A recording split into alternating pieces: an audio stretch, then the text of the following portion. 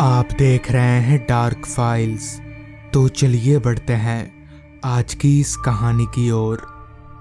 मेरा खलासी राजू पिछले 15 मिनट से ढाबे में खाना लाने के लिए घुसा है, मगर पता नहीं क्यों वो अभी तक खाना लेकर लौटा नहीं। तेज भूख की वजह से पेट के चूहे भी मर चुके थे। लाख कोशिशों के बावजूद भी जब मुझसे रहा नहीं गया, तब मैंने अपना फ़ोन उठाया और राजू को फ़ोन मिलाने जा ही रहा था कि तभी खाना लेकर राजू ट्रक में आ गया। उसके आते ही मैंने पूछा, क्या कर रहा था इतनी देर से? इस पर राजू बोला, अरे वो गर्मा गर्म बनवा रहा था ना, इसलिए टाइम लग गया। चलिए उस्ताद, खाना खाते हैं। खाना सच में बड़ा स्वादिष्ट था। अब खाना अच्छा था या मेरी भूख बढ़ी हुई थी ये नहीं मालूम, मगर हाँ, खाना खाकर मज़ा आ गया। अभी हम खाना खा ही रहे थे कि तभी राजू के पास वाली खिड़की पर कोई भिखारी आकर खड़ा हो गया और हाथ बढ़ाकर कुछ देने के लिए बोलने लगा। पहली बार तो राजू ने उसे कुछ भी देने से साफ इनकार कर दिया, मगर इसके बावजूद भी वो जब नहीं माना, तब राजू ने उसे डांटकर भगा दिया। मगर जाते जाते उस भिखारी ने कहा, अच्छा नहीं किया तुम लोगों ने, बहुत गलत किया। इतना बोलकर वो भिखारी वहाँ से चला गया। उस वक्त तो हमने उसकी बात को हवा में उड़ा दिया, मगर हमें पता नहीं था कि कभी कदार लोगों की बद्दुआ भी लग जाती है। खैर, खाना ख़त्म करने के बाद ट्रक स्टार्ट करके हमने अपना सफ़र शुरू किया। हाईवे पर फैला सन्नाटा ही ये बताने के लिए काफ़ी था कि रात बहुत हो चुकी है। 70-80 की रफ्तार में हमारी ट्रक आगे बढ़े जा रही थी। हाईवे पर जितना सन्नाटा था उतना ही अंधेरा। मन में मौसम बिगड़ने का डर भी था, क्योंकि बीच बीच में बादलों की गर्जन और बिजली की चमकाहट हम साफ सुन और देख पा रहे थे। खैर, ट्रक चले जा रही थी। स्कूल बेंच और फर्नीचर से ट्रक पूरा भरा हुआ था। हमें जिस गांव में माल उतारना था वो अभी काफ़ी दूर था। अभी हम आगे बढ़ ही रहे थे, तभी राजू बोला, उस्ताद, आगे मोड़ से दाएं ले लेना। इस पर मैंने पूछा, क्यों? रास्ता तो सीधा है ना। इस पर राजू बोला, उस्ताद ये शॉर्टकट है, हम जल्दी पहुंच जाएंगे। मैंने भी सोचा कि अगर थोड़ा जल्दी माल डिलीवर कर देंगे तो हमारा ही अच्छा होगा। और वैसे भी मैं बहुत बार सैकड़ों शॉर्टकट रास्तों से गुजर चुका हूँ, इसलिए मैंने भी बिना किसी अगर मगर के सामने मोड़ पर जाकर ट्रक को दाईं ओर मोड़ लिया। अब हमारे सामने जो रास्ता था वो रास्ता कम, जंगल ज़्यादा लग रहा था। घने लंबे पेड़ रोड की ओर इतना झुके हुए थे कि हमारी ट्रक बार बार उन पेड़ की टहनियों से टकरा रही थी। रास्ते का ऐसा हाल देखकर मैंने राजू से पूछा, तुझे पक्का पता तो है ना कि यही है वो शॉर्टकट? इस पर राजू बोला, इधर से ही सुना था मैंने, पर ये था या इसके आगे वाला समझ नहीं आ रहा। इस पर मैंने बोला, क्या यार, जब मालूम नहीं था तो क्यों बोला यहाँ आने के लिए? अब उतना घूम कर जाना पड़ेगा। इस पर राजू बोला, नहीं नहीं उस्ताद, यही है वो रास्ता, सामने बोर्ड देखिए। राजू के कहने पर मैंने जब सामने देखा तो सड़क के किनारे पर एक बोर्ड लगा हुआ था जिस पर लिखा था बनिहार गांव 49 किलोमीटर।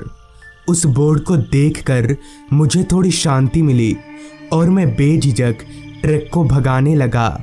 मगर एक बात अभी भी खटक रही थी कि उस पूरे रास्ते पर हमारी ट्रक के अलावा और कोई गाड़ी नहीं थी, सिर्फ खामोशी और सन्नाटा।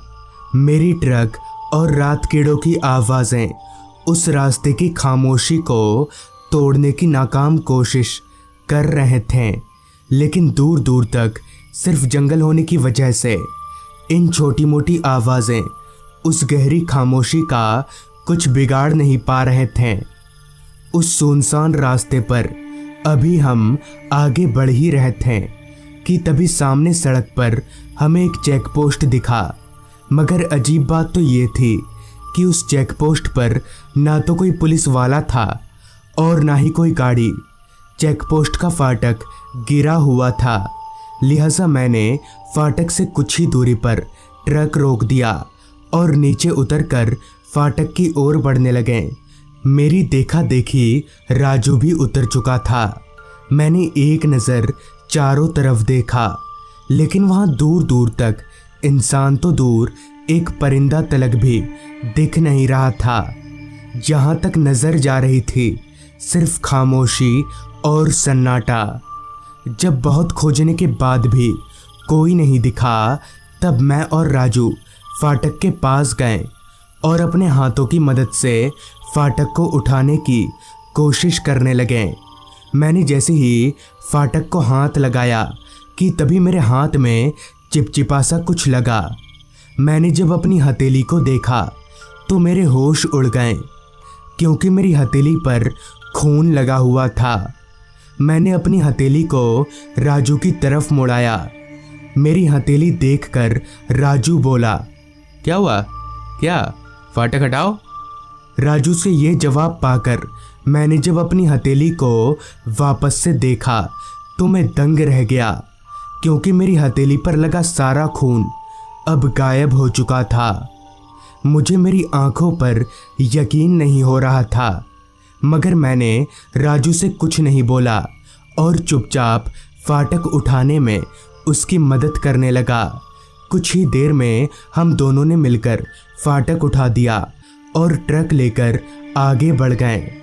आगे का रास्ता और भी ज़्यादा खाली था। इधर जंगल बहुत घना था, इतना कि जंगल की वजह से रोड छोटा हो गया था। तभी राजू बोला, उस्ताद, वो फाटक खाली क्यों था? इस पर मैं बोला, पता नहीं। इतना बोलकर मैं ट्रक चलाने पर ध्यान देने लगा। अभी मैं ट्रक चला ही रहा था कि तभी ट्रक के ऊपर से खटपट की कुछ आवाज़ें आने लगी। मुझे लगा शायद झुकी हुई पेड़ की टहनियाँ ट्रक से टकरा रही होंगी, मगर ऐसा नहीं था।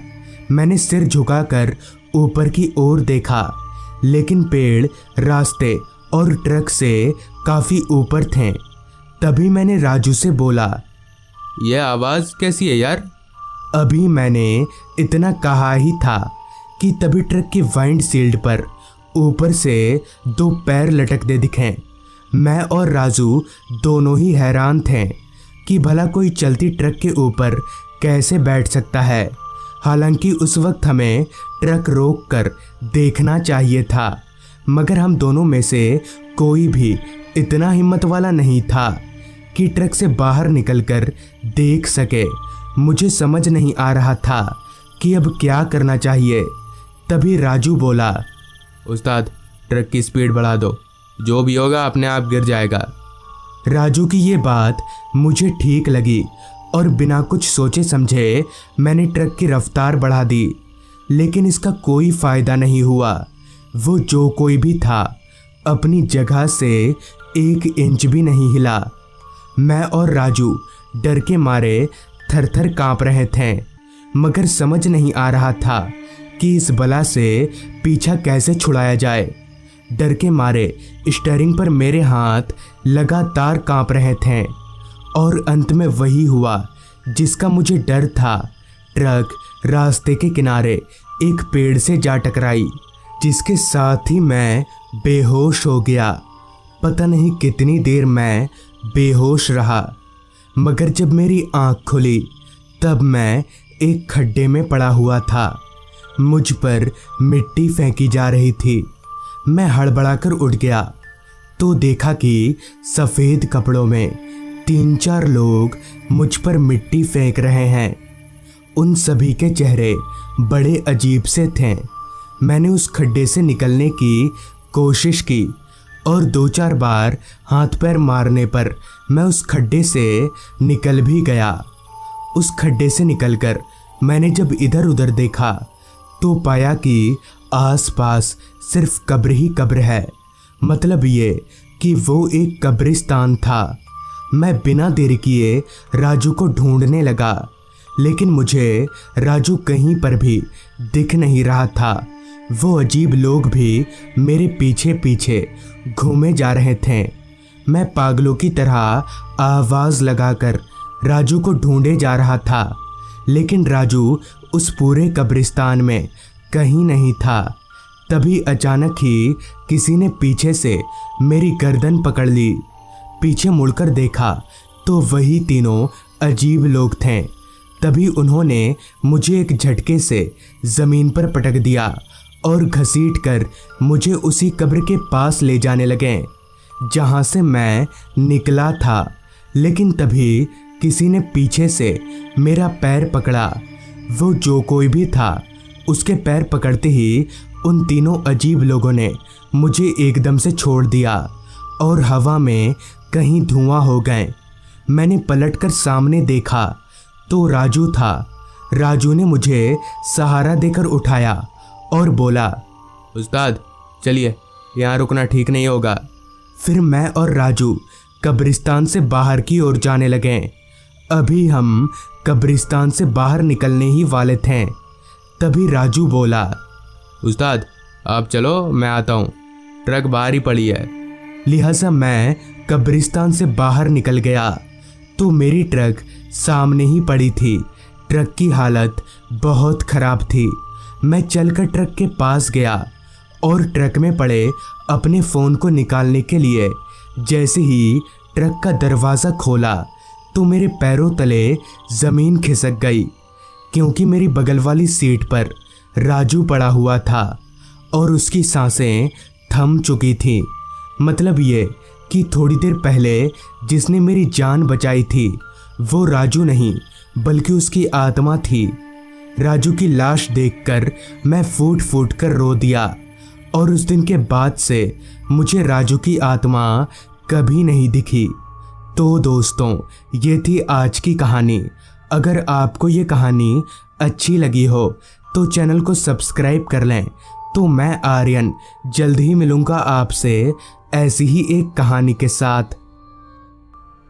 कहते हैं ना, कभी कभी रास्ते हमें दूसरी मंजिल की ओर ले जाते हैं और अक्सर उन रास्तों से वापस लौट पाना बेहद मुश्किल होता है। बंटी और सूरज घर वालों के लाख समझाने के बावजूद भी ट्रिप पर निकले थे। दोनों बहुत अच्छे दोस्त थे। बचपन से लेकर अभी तक एक के बिना दूसरे का गुजारा नहीं था। खैर, आने वाले खतरे से अनजान दोनों दोस्त आगे बढ़े जा रहे थे। रात काफ़ी हो चुकी थी और रास्ता जंगल का था। उनकी गाड़ी के अलावा दूर दूर तक और कोई गाड़ी नज़र नहीं आ रही थी। सूरज कार चला रहा था और बंटी उसके बगल वाली सीट पर बैठकर बाहर घने अंधेरे को देख रहा था। तभी खिड़की से बाहर देखते हुए बंटी सूरज से बोला, कितना डरावना जंगल है यार, कार थोड़ा स्पीड में चला। इस पर सूरज बोला, डर क्यों रहा है तू, मैं हूं ना, कुछ नहीं होने दूंगा तुझे। इतना बोलकर एक दफ़ा सूरज ने भी रास्ते के किनारे जंगलों को अच्छे से देखा तो सच में जंगल कुछ ज़्यादा ही डरावने लग रहे थे। लिहाजा सूरज ने कार की रफ्तार बढ़ा दी। कार अपनी पूरी रफ्तार से रास्ते पर सरपट दौड़ रही थी। सूरज अभी कार चला ही रहा था कि तभी उसकी नज़र आसमान पर गई। मौसम ने अपना रुख बदल लिया था। थोड़ी देर पहले तक जिस आसमान में तारे टिमटिमा रहे थे, वहीं अब काले बादलों की गिरफ्त में था। वो दोनों दोस्त अभी बिगड़ते मौसम को देख ही रहे थे कि तभी रास्ते पर सरपट दौड़ती उनकी कार अचानक से बंद पड़ गई। कार को ऐसे बंद होता देख सूरज ने सही वक्त पर गाड़ी को रोड के एक साइड में कर लिया सूरज ने गाड़ी रीस्टार्ट करने के लिए चाबी घुमाई, लेकिन कोई फायदा नहीं हुआ। जैसे कार किसी थके हुए शरीर की तरह बिस्तर में पड़ गई हो। जब चाबी घुमाने से भी बात नहीं बनी तो बंटी बोला, यार ये गाड़ी को क्या हो गया? अब भाई कहीं हमने घर वालों की बात ना मानकर गलती तो नहीं कर दी? इस पर सूरज ने जवाब दिया, क्या फालतू बात बोल रहा है तू? सिर्फ कार ही तो बंद पड़ी है, मैं बाहर निकल कर देखता हूँ। इतना बोलकर बाहर जाने के लिए सूरज ने अभी गाड़ी का दरवाजा खोला ही था। इतने में ही बहुत तेज बारिश शुरू हो गई। सूरज ने फट से गाड़ी का दरवाजा बंद कर लिया। कहीं ना कहीं अब वो दोनों फंस चुके थे। सूरज लगातार कार के अंदर से ही इंजन स्टार्ट करने के लिए कोशिश कर रहा था, मगर हर बार वो नाकाम साबित हो रहा था। बारिश अब और भी तेज हो चुकी थी। कार में बहुत वक्त गुजार लेने के बाद भी जब बारिश नहीं रुकी, तब सूरज कार के अंदर से एक बार बाहर के माहौल का जायजा लिया। हालांकि अंधेरा बहुत होने की वजह से कुछ भी साफ नहीं था, मगर बीच बीच में चमकती बिजली की रोशनी में सूरज ने देखा कि उससे कुछ ही दूरी पर एक पुराना सा घर है। उस घर को देखकर सूरज बंटी से बोला, यार वो देख, वहाँ एक घर है, चल जाकर देखते हैं, शायद कोई मदद मिल जाए। इस पर बंटी बोला, क्यों जाना है, कार में ही बैठते हैं ना, बारिश रुक जाएगी थोड़ी देर में। वैसे भी उस घर में जाना ठीक नहीं होगा। इस पर सूरज बोला, अभी तू पागल है क्या, जाकर देखते हैं। आखिरकार सूरज की जिद के आगे बंटी को झुकना ही पड़ा और वो दोनों कार से नीचे उतरकर भींगते भींगते उस पुराने से खंडर हो चुके घर की ओर दौड़ने लगे। उस घर के दरवाजे पर पहुंचकर बंटी ने दरवाज़ा पीटा, मगर ये क्या, बंटी के हाथ मारने से दरवाज़ा अपने आप ही खुल गया। शायद पहले से ही खुला हुआ होगा। ये सोचकर वो दोनों घर के अंदर दाखिल हो गए। सूरज ने एक दो बार आवाज़ें भी लगाई, मगर उसकी आवाज़ के बदले ना कोई जवाब आया और ना ही कोई आदमी। तभी बंटी बोला, भाई लग रहा है यहाँ कोई नहीं रहता। जिस पर सूरज ने अपनी नज़रें दौड़ाकर उस घर को चारों तरफ से देखते हुए बंटी से कहा, लग तो ऐसा ही रहा है, चलो अच्छा है, आज रात यहीं रुकते हैं हम लोग। वैसे भी कार स्टार्ट नहीं हो रही और बारिश भी बहुत तेज है। हालांकि बंटी को इस घर में रुकने का ज़रा भी मन नहीं था, मगर दूसरा कोई चारा भी नहीं था। लिहाजा सबसे पहले उन दोनों ने एक कमरा ढूंढा और थोड़ा बहुत अपना कपड़ा सुखाने के बाद दोनों बिस्तर पर लेट गए। बारिश एक ही धुन में बरसे जा रही थी। वैसे तो कमरे में घना अंधेरा छाया हुआ था, मगर एक खिड़की खुली होने की वजह से बिजली चमकने की रोशनी बीच बीच में अंदर आ रही थी। सूरज सोने की बहुत कोशिश कर रहा था, मगर सो नहीं पा रहा था। पता नहीं क्यों बार बार सूरज को कुछ अजीब सा महसूस हो रहा था, जैसे उन दोनों के अलावा वहाँ कोई ना होकर भी है। और लाख कोशिशों के बावजूद भी जब सूरज की आंख नहीं लगी, तब वो बिस्तर पर से उठकर बैठा। उसने अपनी फ़ोन की फ्लैशलाइट जलाई तो बंटी सो चुका था। सूरज पलंग पर से नीचे उतरा और खिड़की के पास जाकर बाहर देखने लगा। चारों तरफ सिर्फ घना जंगल था। सूरज की कार बारिश में भीग रही थी। खिड़की पर खड़े खड़े सूरज अभी बाहर देख ही रहा था कि तभी उसके कानों में एक जोरदार आवाज़ ने दस्तक दिया, जैसे कोई किसी लकड़ी की चीज पर चोट कर रहा हो। आवाज़ सुनकर सूरज एकदम से चौंक गया, मगर ये देखना भी ज़रूरी था कि आखिर वो आवाज़ किस चीज़ की है। लिहाजा सूरज ने अपने फ़ोन की फ्लैशलाइट को आगे किया और अपने कमरे से बाहर निकलकर उस खटपट की आवाज़ का पीछा करने लगा। फिलहाल सूरज दूसरी मंजिल के गलियारे में था और वो आवाज़ भी शायद दूसरी मंजिल से ही आ रही थी। किसी कमरे में से आवाज़ का पीछा करते करते सूरज जब एक कमरे के पास पहुंचा तो वो आवाज़ और ज़्यादा तेज हो गई। सूरज समझ गया कि आवाज़ इसी कमरे में से आ रही है। वो झट से उस कमरे में घुस गया, मगर वो जैसे ही उस कमरे में दाखिल हुआ कि वो आवाज़ अचानक ही बंद हो गई। सूरज को बड़ा अजीब लगा। उसने कमरे में टॉर्च घुमाकर चारों तरफ देखा भी, मगर उसे ऐसा कुछ दिखा नहीं जिससे आवाज़ आए। लिहाजा सूरज उस कमरे से बाहर निकल गया, मगर जैसे ही उसने उस कमरे के बाहर कदम रखा वो आवाज़ फिर से शुरू हो गई। वो बेइंतहा घबरा गया। डरते डरते अभी वो पीछे मुड़ने का सोच ही रहा था कि तभी पीछे से किसी ने उसके कंधे पर हाथ रख दिया, जिससे उसकी घबराहट कई गुना बढ़ गई। उसकी इतनी भी हिम्मत नहीं हो रही थी कि वो पीछे पलटकर देख सके, मगर तभी पीछे से एक आवाज़ आई। सूरज, क्या हुआ? तू यहाँ क्यों आ गया? सूरज पहचान गया कि ये आवाज़ बंटी की है। उसने पीछे मुड़कर देखा तो पीछे बंटी खड़ा था। इस पर सूरज बोला, अबे तू है? पर तू तो सो रहा था ना, यहाँ कब आया? इस पर बंटी बोला, अभी मेरी आँख खुली तो तू बिस्तर पर नहीं था, इसलिए मैं यहाँ आ गया।